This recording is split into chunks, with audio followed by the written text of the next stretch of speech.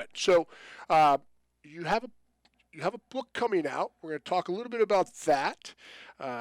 Some congratulations are in order. So long title, but it all kind of like ties in together. So it's the biggest secret in women's health. And then we go down to this stigma, right? The indifference, and then the outrage, and of course, at the end, we are optimistic. So we've got that optimism. Right. So this is book number 4, right? Correct. This is my fourth book and probably my last book. This one was so time intensive to build. The first 3 I had knocked out in 1 year. This has been a 2.5-year process. I'm like, You're face done. down in the keyboard. It's like, okay, let's move on now. All right. So let's back up a little bit and just talk about the organization, right? So APOPS, Pelvic Organ Prolapse Support Group.org. That's your website. And you've got this acronym of APOPS, which is the Association for Pelvic Organ Prolapse and its support. How did you, let's talk about how you got into this, because not everyone that is going to be viewing this podcast is familiar with your organization. So how did you get started? Well, pretty much the classic backdrop that it is for most women. I was discovery upon diagnosis. I had never heard of this condition before. Backdrop is MS diagnosis at 30, wheelchair bound, short time frame. I found all the answers for myself and was very aggressive with my health maintenance from that point forward. So moving forward to my mid 50s, to be diagnosed with a condition that I never heard of was a little rattling to me. And it was pretty much the same way that most women discover it. I was going to the bathroom, you go in to urinate, you're a busy woman, I work a 60, you zoom in, no pun intended there, and you drop trowel, you urinate, you wipe, you pull your pants up, you wash your hands, get back to work. And for about 3 months, I noticed that there was what felt like a lump down in my vaginal area. Okay. I finally got curious. I thought, what is that? And I got that handheld mirror out and took a look to see what was going on down there. And I was pretty shocked to see a walnut-sized, what I thought was a tumor, come out of my vagina. And the whole tumor thing is a pretty common misconception for women. That's just because that's what it looks like. So I contacted my PCP, and she said, come on over, we'll do a pelvic exam. And she very matter-of-factly told me at that exam, you have pelvic organ prolapse. I will fit you with a pessary. If you're not happy with the pessary, I will refer you to a good urogynecologist. I had no clue what she was talking about. None. Zip, zero. And I had been so proactive about researching not just my health, but the health of family members, extended family members as well. So I came home and did what everyone else would do. I hit Dr. Google and dug and dug and dug and dug. And the more I dug, the madder I got, because every single thing I pulled up, which was probably, this was 2007, probably more heavily on the article side back then than the research study side. Now you can find all kinds of research studies, but there wasn't so back then. And everything I pulled up said, it's so common. It's so common. Right. Now I'm smoking, flames shooting out my ears and my nose. I was livid. I was so angry. And I knew within 2 weeks of that diagnosis that this was my space. This was what I was supposed to do with my life. And no backdrop in public speaking, writing, building websites, patient advocacy, nonprofit, none of that stuff. It all was part and parcel of the evolution moving forward. So wrote that first book, and which, honestly, I look back at that now. I mean, I won 3 awards with that first book that I wrote, and I look back at that now and I'm like, oh my, it wasn't very well done. Let's just put it that way. Basic information, but it wasn't very well written. And about 15 months into marketing that first book, the light bulb came on. It's not APOPS helping women, it's women helping women. Right. Supporting each other, sharing information and guidance. It's priceless. It's our gold. It's absolutely our gold. So when you talk about the people that are, this is inside your Facebook group, right? Mm-hmm. Okay. So 23,000 strong. What age range does that? They're mid-teens through end of life. Our most significant demo is the 35 to 45-year-old sector. And the women in that, every decade has got its own unique more prevalent issues. Right. And those that are in their teens are typically teenagers who have got comorbid Ehlers-Danlos syndrome. Okay. And so that's a tissue integrity issue. We think of double jointedness. It's also very stretchy skin, and thus the support issues that they have, which reminds me that I have to talk to you more about that later on. Okay. And so what happens with them is very often, because they're double jointed, their moms or their parents put them into gymnastics. It's a natural. And every time they stick the landing, if they're doing the aggressive stuff, their uterus is being jerked down. Right. So they're mostly uterine prolapse patients. Okay. And it's obviously no mother's expecting her teenage daughter's uterus to come out the bottom end. You know, that's a bit of a shock. Right. So, and then when you look at the far end of the spectrum, when they're in there, let's say, it's typically like 70 and up, that's where our colpoclysis pocket is. Those that actually are considering having their vaginas sewn shut, to use that as a support tool for prolapse. And in between there is women that are devastated with in their 20s with prolapse because they think their sex life is over. Yep. 30s and 40s, they're in that might be going to get divorced stage. And how do you go out and find a new partner and explain to that partner that you've got tissues bulging out of your vagina? And you get into your 50s and they're going through the menopausal stuff, and that's radically changing the body. Same thing with the 60s to some degree. Mm-hmm. So every decade has got a different, more prevalent layer. And it all kind of mishmashes together in the big picture because of how variable prolapse is. 5 types, 4 grades of severity. It's variable. So you've just to kind of summarize it in that you have a group of women that have maybe delivered babies, right? That now all of a sudden have issues. Right. Right. And then how do they address that challenge? Right. Then you have women transition in their life with maybe another partner, and now they want to address it. Mm-hmm.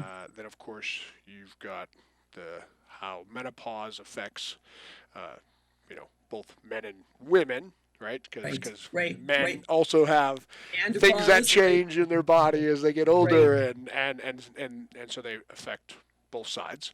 And then you've got the do I want to be sexually active, which is the term of in essence reducing access to your vagina through a procedure called a colpoclysis, and so that's that to think about is how do I want to address this prolapse, or am I still sexually active and I'm in my 80s, and you say that's amazing, I love it.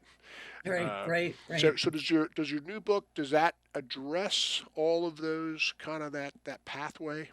Yes, it does. Okay. There's 26 chapters of this book. I broke it down into 5 sections, and all of my books are about prolapse, obviously, but this one I went a little bit deeper into the vaginal health empowerment, intimate health empowerment, women's health empowerment. And that's because the stigma that wraps itself around every aspect of prolapse and is magnified by every comorbid condition that intersects with it is a big deal. Right. And so I wanted to embed in this book that empowerment aspect for women to understand, recognize that your vagina is not your core of sexuality. Your core of sexuality is up here. And certainly the vagina is a tool to get the job done, but it's how you feel about yourself. Right. And the stigma of prolapse is so impactful to sexuality. It doesn't matter how old women are. It doesn't matter how frequently they engage in sexual activity. How this condition makes women feel about themselves is just, it's devastating. It's devastating. And in all honesty, you would think that urinary incontinence, or most certainly fecal incontinence, would be more stigmatizing to women.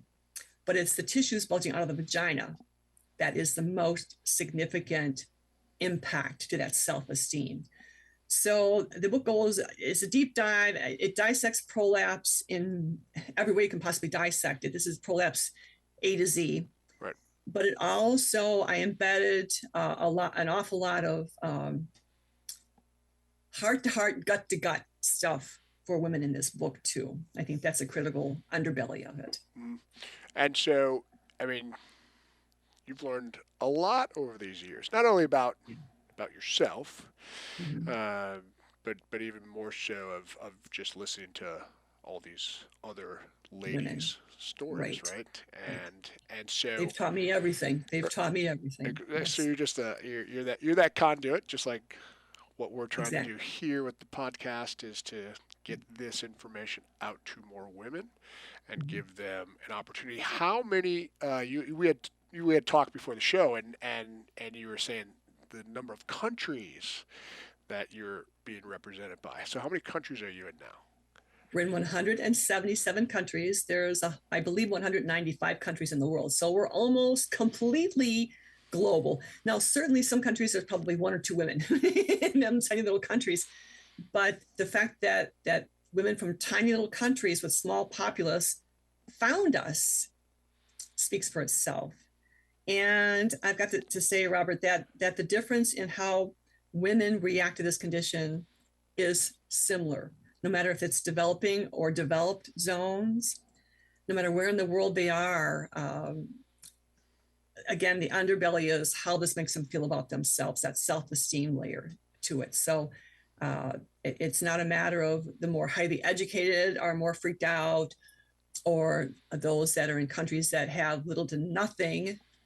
They're still cooking on wood fires. It doesn't matter. It still comes back to that how they feel about themselves as a person, as a human being. Right. So And so how do you get through to to what do you put? Is there recommendations? How do you manage this? Right. That's such a here you probably have to manage it. You manage it a little bit differently here in the U.S. than you would maybe in other parts of the country. What are some of the things that you recommend to these women as they start to address some of these issues? the first thing that we ask women to do is to do the best they can to educate themselves about prolapse, recognize, read, dig deep, and understand the basics of prolapse, understand what it is. I mean, there's a lot of misconceptions in this space. And there's certainly a huge, massive lack of awareness in this space. Despite the fact that childbirth is cause number one, menopause is cause number two, there is no standardized screening protocol included in pelvic examinations. Huge, huge. So women don't know anything about prolapse. Right. It's crazy. It makes no sense to me. I'm chasing down medical schools all the time. It's like, let me in, let me in, let me in. Get me at those medical students. It's so unsettling. And so we advise women, first of all, you've got to learn the basics. You've got to understand everything there is. I encourage women to go to their local libraries, ask if they don't have my book there, ask for them to get it in, and usually libraries will, and you can read it for free. And it's every book has been A to Z prolapse. They just have gotten more evolved over the years. And then once you understand the basics, it's easier to understand what's happening with your body, what you can consider doing. We encourage women to access non-surgicals first, because in that process, they put two and two together, what those sensations are that they're experiencing, what their behaviors are that are causing those sensations. So connecting the dots in a more effective way. And then women often start off with a pessary, and that's awesome. We typically see women hang in there with a pessary for about 2 years. And then there's like, I'm done. I'm done. Fix me. Now, I wasn't quite that way. When I had my conversation with my Urogyne, and she was telling me about, oh, Sherrie, you should, this is in January. I was diagnosed in December 2007, saw the Urogyne in January 2008. And she says, Sherrie, as I was grade three types. I was cysto, rectal, and enteral seal. And she's like, you know what? We don't have to rush into surgery. Go home, spend the summer in your flower beds, kick back, relax. Like I do that. Kick back, relax, and then come back and see me in the fall, and we'll talk about surgery. And I was like, tooties, fix me. That's right. That was That's it. And let's throw out that stuff. By that time, I tried the pessary, which worked great. I don't have time for one more thing to do. So every woman's needs are different. Women never want surgery. And some women are like me, they want surgery yesterday. But by and large, we find that women have a curve where they want to experiment with different treatments, understand what works for them, what doesn't work for them, because every woman's needs are different. What works for one doesn't work for the others. You've got to figure out what's best for your body and then go forward from there. And there's certainly still a lot of, when it gets to the point of surgery, and to me, this is shocking, and this is one of the values of you doing what you do. There's still so much anxiety about mesh. There's so much. Now, I'm a transvaginal mesh success story. And a lot of women in our space do go with the poly mesh, but there's still huge fear factor about it. And we have conversations in our closed forum almost every day, posts from women who are completely anti poly mesh, who are looking for alternatives, and for them to take the time to educate themselves about the differences between these tools and understand what's most appropriate for them is priceless.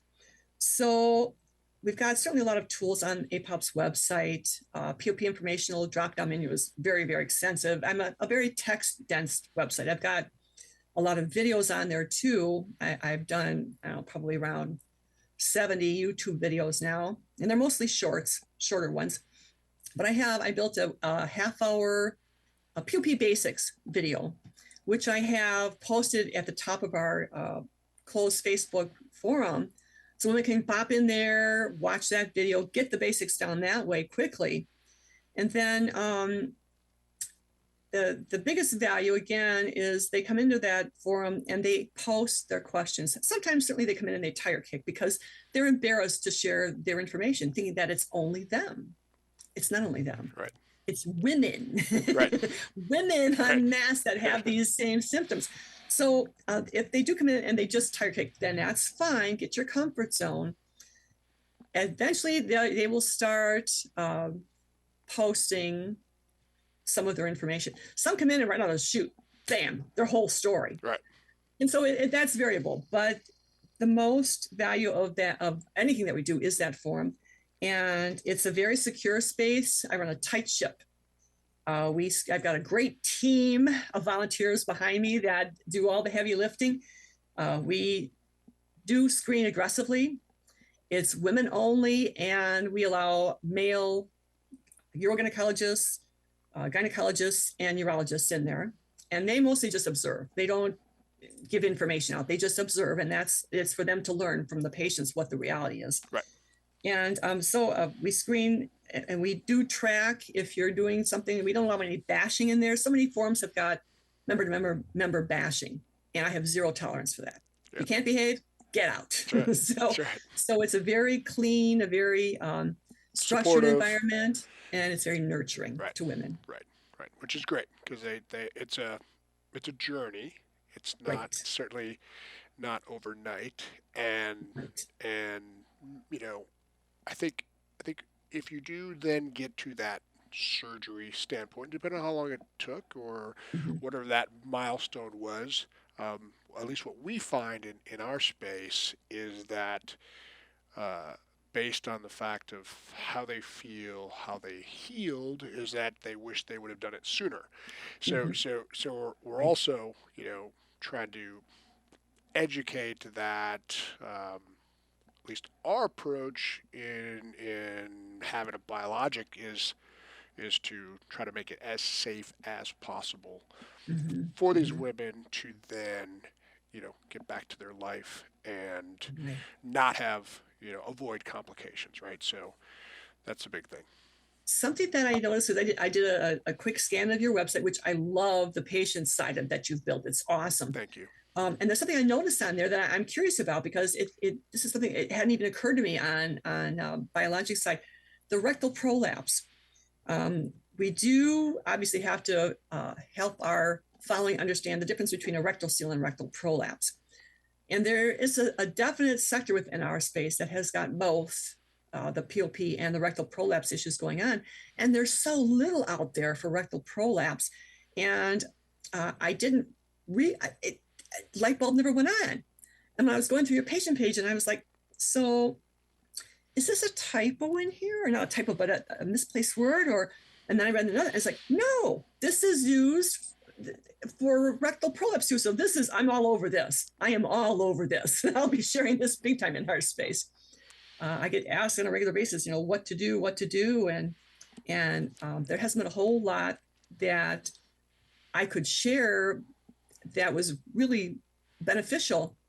And I just had a conversation at that conference I was at last week with a practitioner about doing a Q&A on rectal prolapse to help the patient following understand it better. Right. So this is fresh in my head. Right. So seeing that, I was like, oh, this is awesome. So what we'll do is we're going to get you and Dr. Anna Toker. She's a colorectal surgeon, and then maybe one of her urologist colleagues, and we'll get all of us on together, awesome. and so that we can have the kind of a dynamic Q&A, because that's one of the components, right? It's like I've got to, what's the best way to address the rectal prolapse, because it's also a big factor, right? Huge. Depend on many times in deliveries and episiotomies. Now all of a sudden they have some issues. Right. But Dr. Toker, she's amazing. She will definitely dive into it, and we'll have a good time doing it, considering what she deals with, and so we'll have Muriel set that up for us. So Awesome. She will That make sounds happen. fabulous. What do you think the other needs are with your community? Because we're in the education business, we want to bring the thought leaders together.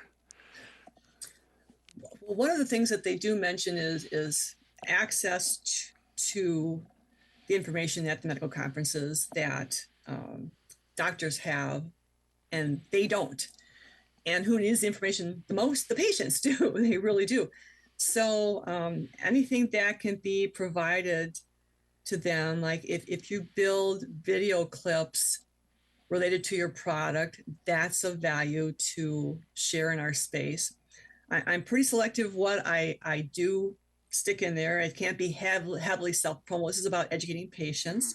And so obviously you're going to, your product is going to be name by name and you're going to, talk about it, but it can't be like, and it's all about just the company. Right. It has to be valuable, just the basic information of what the product is and how it's utilized and the benefits of it and that kind of information. Because there's just so little effective patient education on the industry side. I mean, and everybody's doing it now, but I gotta say, there aren't a whole lot that do it really, really effectively, and they're really helping patients feel that they care. Right. That's a big, big component, that you can put, that we support patients on your website, and that doesn't mean beans. It doesn't mean beans. It has to be done in a way that's really effective and compassionate and help women understand that you really do care as a company about their needs. And then they're all in. Right. Then they're all in. Right. So I have industry approach me all the time about do we put, and we're actually discussing having a page on our website where we're going to be very selectively allowing industry to have their products, like a little box with their products mentioned. And that's baby stages now. I've always been like, I don't know, I'm an advocate. I don't know, a slippery slope. Right. But I think it's time to cross over that bridge now. And obviously we would sift very carefully what and who we would allow to engage in our space. But I think it's time to actually, we've had board discussions about this. It's time for me. The board's been like, come on, Cher, get your head out of the cave, get with the program. But I'm finally coming around a little bit. I understand. You want to be in a safe space, right? So you don't want to be. Right. I don't want anyone to think that we're being bought out by industry. It's important that patients know that our core is advocacy, advocacy, advocacy. It's all about the patient's needs. So, like I said, the first thing I look at when I look at anyone in industry's website is I look at the patient's portal, that patient side, to see what they're saying and doing. And I was very happy with what I saw on your side. So that's like A+ Okay. to you guys. Okay, good. Very well done. Thank you. Whoever did your copy is like, So, yay to them. I'll Good tell you job. I'll tell you some things that we had Red Allenside, Dr. Allenside, you know him. I love Red. He's awesome. So we had him in the studio because he was actually in Fort Lauderdale last weekend. So we had him in the studio, and so he is launching his GYN flicks. Yes. But he's also doing it for patients. So he's going to have a call it watered down version that can give patients an idea of what this surgery looks like, right? So that they have better knowledge. The other things that we have coming up is we're going to have Dr. Matt Clark. He is going to be on in a couple of weeks, and we're going to be talking about Bulkamid, right? Because that's something that's a is whole an option, different tool, right? So it's a whole different tool. And then I think we're going to have Dr. Pat Culligan here, and he's going to be out at SGS. So I'm going to be meeting with him, and we're going to talk about the robotic side of things, right? Awesome. So how he approaches that, how he thinks about that. So I love what you guys are doing. Keep doing it. It's definitely great to see you this afternoon. Happy St. Patrick's Day. All right. I think I'm drinking the green water right now, and then maybe a little bit down. A green cup. I know, right? So my one Irish great grandma. That's right. So once again, your book is going to be released when? I'm hoping within the next month to 2 months. Okay. I'm closing in. They're actually formatting the interior of the book right now. So wonderful. Closing in. So congratulations. Look for it. Can't wait to have you back on the show. Sounds great. And we'll have more great content to talk about. That all sounds awesome. And I look forward to that rectal prolapse segment. That sounds amazing. So Perfect. All good stuff. We will set it up. Thank you so much for inviting me into your space, Robert. I hugely appreciate it, and to be continued. That's exactly it. Okay. Enjoy your weekend. You too. Bye, everybody. Bye-bye.